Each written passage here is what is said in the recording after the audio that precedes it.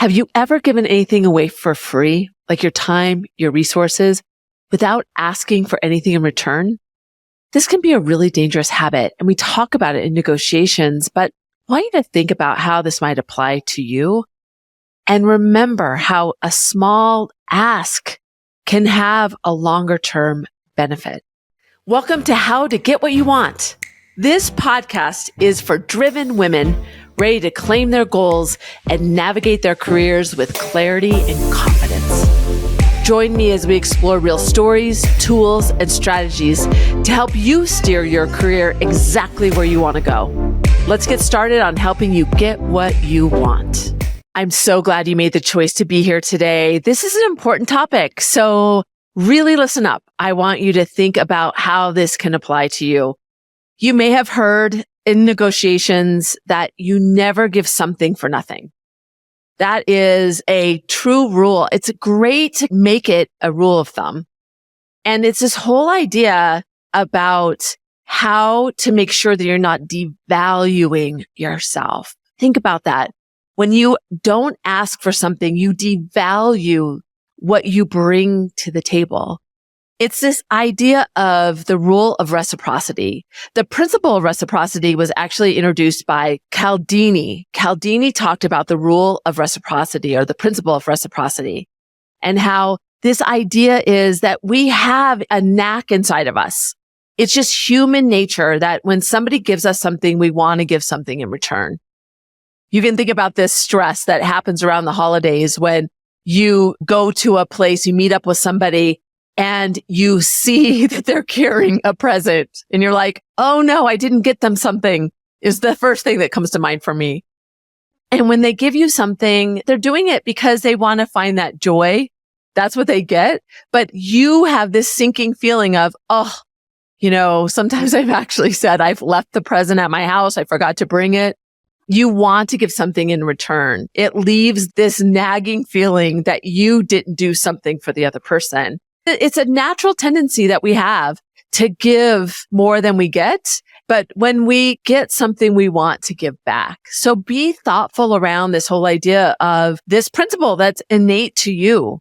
When somebody gives you something, how that feels and vice versa.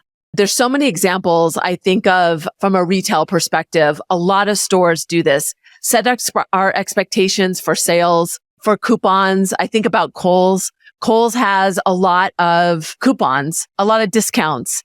And whenever you go into that store, you feel like they've gotten the best of you if you pay full price for anything. It's this condition, this expectation that we should never have to pay full price in some of these places because they're always giving us this thing. It's changed our mind. While if you go into another retailer that doesn't do that, Costco doesn't have coupons all the time. So you don't have this expectation. You go in understanding how they do their retail space. So think about those things. What are our expectations with a relationship that we have, whether it is a retailer or with it's somebody that we're really close to as the holidays come up? When do you have that angst about giving versus receiving? Even giving something to somebody, you might even think about, do they deserve this? What are the things? What's the math that's going on in your head? This happens all the time in a lot of different examples. It actually happens in the workplace a lot. Pay attention to people who are always saying that I'll take on that task. There might be a lot of different factors why they do that. What we start to condition, it devalues their contribution because if you watch those people, and it might be you that are always taking on things, it becomes conditioned. We go to those people. We know they'll do the hard work. We know they'll do the things that we don't want to do. And they don't ask for anything in return. Think about, are you taking advantage? Of course. But are you doing that as well? Are you devaluing the benefit that you bring to the table by always raising your hand? And when should you practice silence maybe? Another example is limited trials or free trials that people offer, the companies offer. And how these free trials, we know they're going to move into something else, but we know those loopholes that you might experience. I think about this with my Audible because I know that they have so many offers out there. I notice them all the time and I never really want to sign up long term don't tell them that I've used 2 different emails for that because I don't want to be had. I don't want to be the one that's paying more. And they always have these things. So it makes me take the time and effort to make sure that I'm not missing out. So what are those things that you're getting for free that you're devaluing? So I'm devaluing the service that they provide because they're conditioning me to do that. Whoa, this is a really interesting topic to consider because at first blush, when you hear don't give something for nothing, you think that only happens in a negotiation. And yes, you should always have that mindset, but it happens all around us all day long on both sides. So that's what I want you to consider today. I'll share a few stories to get you thinking. I want you to see the application in your day to day and what you need to do to shift that and make sure that you're not devaluing who you are, because that's what's important to get what you want when it's important to you.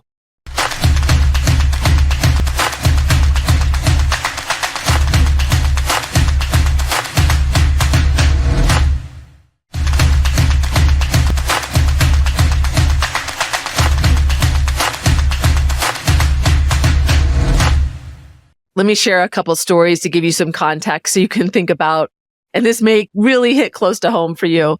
My friend James, we used to work together when we were at Comcast, and he was sharing with me a story. He's a senior leader. It was the last organization that he was in, and he was really working on building the relationship with his colleagues.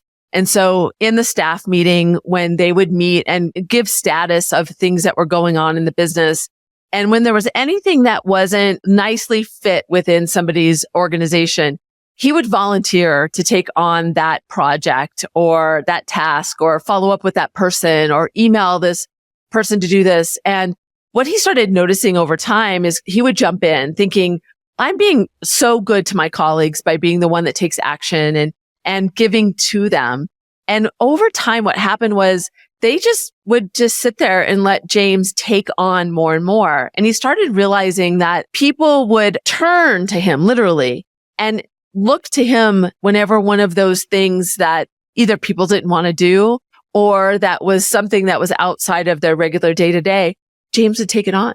And so he started noticing that people devalued his contribution, and he really put himself lower in the hierarchy of everybody else because he was taking on all these tasks that were really kind of below his pay grade. I don't like to look at it that way, but he really devalued the leadership that he brought, the perspective.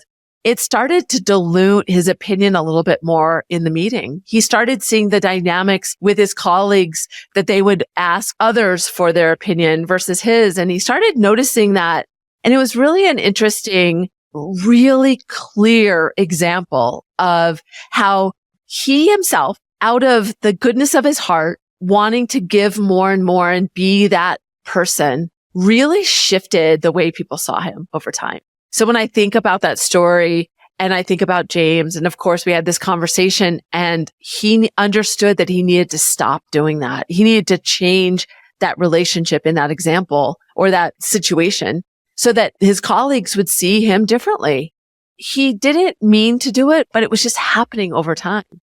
Being an observer of yourself in those situations, especially when there's power at the table, if there's influence in the mix, when you're with your leader, when you're with people that are at different levels, look at how you are participating alongside everybody else. Pay attention to what is happening around the table. I think about this a lot because this is a very standard when it comes to negotiation. I try to ask for something, or even if it's something small, because then it gets that expectation out there. I think about a deal that I was doing with a client, and we really wanted their business. And I remember every time they came up with something around timing, or they didn't have enough budget, or all of these things, I was so fast to jump in and say, well, then we'll give you this. We'll concede to this. We'll give you this benefit. If they brought up money, I wouldn't just throw in one thing. I would throw in two. And I could see now, looking back, I could see myself getting just so caught up in the end that I didn't realize that there needed to be this back and forth. And I set up our relationship long term, because as I did deals, it was also, I had to manage that along the way. And there was always negotiations. They had this standard of this expectation of me that I would just cave. And I started to see that over the long term, because I had set that expectation at the beginning when we got the business. And I started to say, well, it was tough at first. I had to really think about how to frame it, but I pushed back a little bit more. When they asked for something, I would pause. I would just show up differently. And it really showed me that importance of asking for something in return, and even identifying when you're giving and when you want something in return. And even when you give something, being able to say that back. There needs to be this balance. If it gets off, then you start to create this bad habit between the relationships, which isn't good for either party. And you want them to value your company or that you bring to the table. And so putting yourself at a negative is not the right way to do it. So in looking at what I would say stop for me is when somebody asks in that situation, give them one thing and say, I can do this if you give me this in return. So I had to change how I would show up. And especially when it's high stakes, when it's something that's really important to you. For James, he was trying to build the relationship with his colleagues. Be aware of those things that was really important to him. For me, it was the importance of that deal. And so I was more than willing to give, not recognizing how that felt on the other side. They started seeing that I would do, so why not just ask? So people will take advantage, not that they try to, just that you're giving them the license to ask for more, and they just kind of want to see where it goes. Be aware of this. Start seeing where it happens around you. You might see it happening to other people. I know somebody that I work with on a regular basis who's so good at doing slides and sending out emails, and she loves to just take action. And that's part of it. She likes to see things moving. And so for her, she'd rather take on the task than ask somebody else to do it because she's worried if it gets done. There's so many examples of this. What is getting in your way? Maybe it's your natural tendency to want to move forward, and taking the lead is important to you. But how is that affecting other relationships around you? How are you being seen? How is that increasing or decreasing your influence? How does it give you power in that relationship? Is it balanced? It needs to be.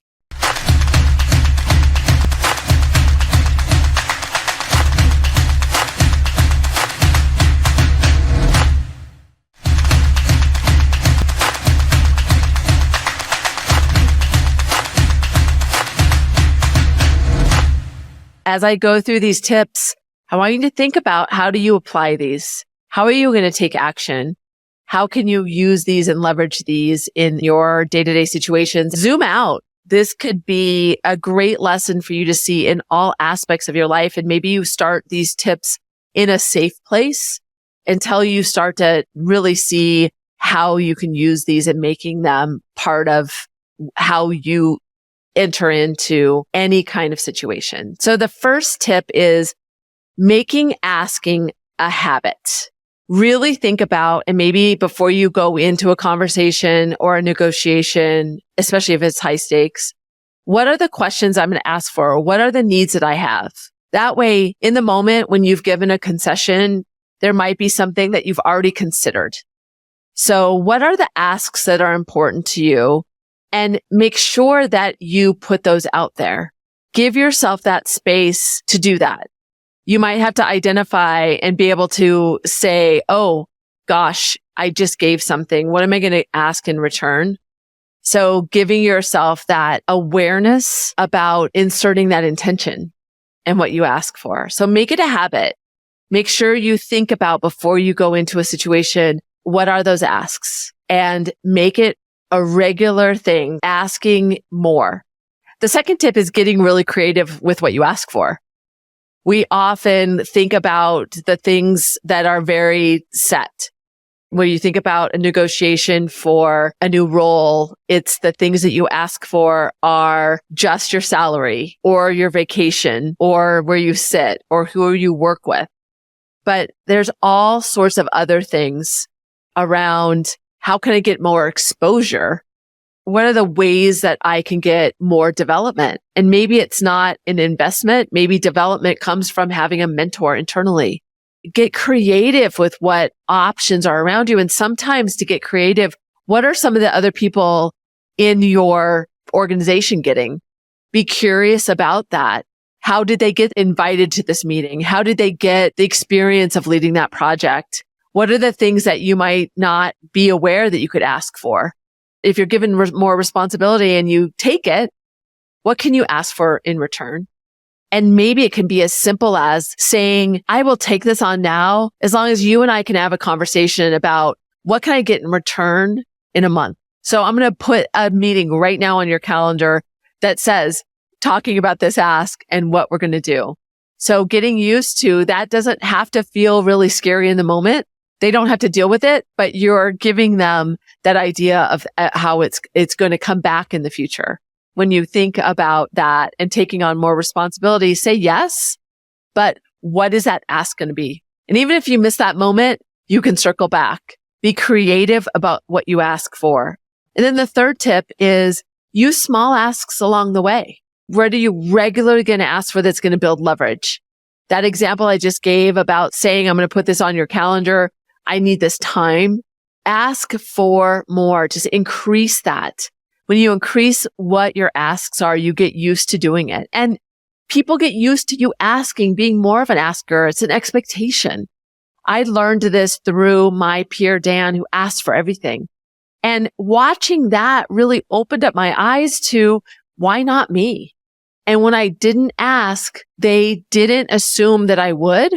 I became the path of least resistance, and they just made concessions for Dan, even when he didn't ask, because he was an asker. So really think about how do you increase that? Even small asks. It's identifying it and then asking for those things. So the 3 tips are making it a habit, doing it on a regular basis, identifying that. The second one is getting creative about those asks. Think beyond the box. Think about things that other people are getting. Really be creative around it. And then the third is just increasing the volume. Seeing those small asks as over time, small asks create more momentum. Whether it's that specific ask or it changes that impression of you and that expectation that you're going to ask for more. It's powerful just to be an asker. Sometimes it might not feel comfortable, and especially when you're starting, but use these 3 tips and really consider the impression that you're leaving if you don't do it. It's important to really consider, how do you want to be seen? What is that perception? Always asking for something when you've given something is a great rule to start this habit for you.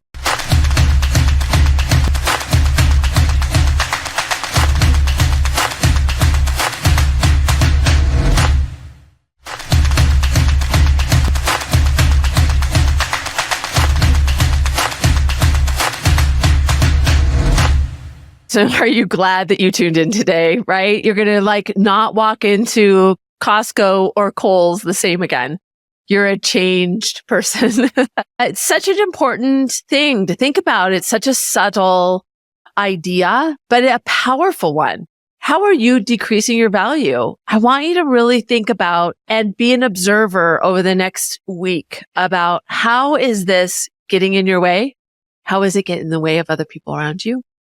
This whole idea of reciprocity and what goes on in your mind, how it then influences your behaviors. Watch how quickly when somebody gives you any kind of, apprehension or any doubt about something, that you might try to overextend by giving them something more. Then also think about when somebody asks you for something or you give a concession, but start to think about how do you equalize that? That's a pretty big ask. Let me think about what I want in return. Those are okay to say. And you can start even telling people around you. I've really started noticing that I'm not allowing myself to really let my value shine. So you're going to see me pushing back a little bit more, really having my boundaries about taking on more things.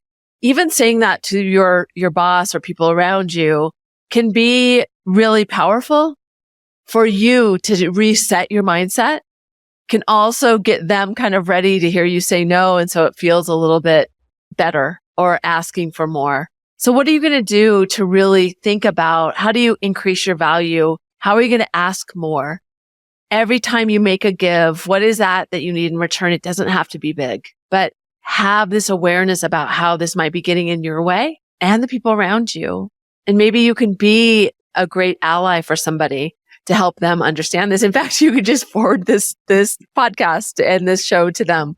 You are definitely welcome to do that. So here's my call to action to you. Next time you give, ask yourself, what do I want in return? Even if that starts with just that acknowledgement to yourself. What should I have asked for? Did I just give that I didn't even realize I was doing that? Start small. And over time, you'll start to notice it will become more automatic that you'll say, oh, that was a gift I just gave. What do I want in return? And you can circle back. You don't have to do it right then, but you want to, in that moment, kind of reserve the right to come back again and ask for that. It doesn't have to be a tit for tat. It doesn't have to be every single time I give something, you get something in return. It's more to have that acknowledgement of it. It's more to allow you to decide that, yes, I do want to give without anything in return. That's a conscious choice, not a reaction to. So that's where I want you to really walk away today in thinking about how do I need to observe myself to see where there's opportunities to increase my value by maybe just practicing silence, just acknowledging or even increasing the ask. There's a lot of ways to do it. If you want to continue the conversation, sign up to my newsletter. I share every week personal stories from clients, from myself, and give you tips on how to continue this idea of adopting a negotiator mindset, because it is something that empowers you to seize opportunities and to show up in a way that benefiting you, whatever that means for you. It's not becoming somebody else. It's just giving you the courage to show up in a way, because negotiation is more than a skill. It's a mindset. Until next time, I'm Susie. I'm so glad you were here today.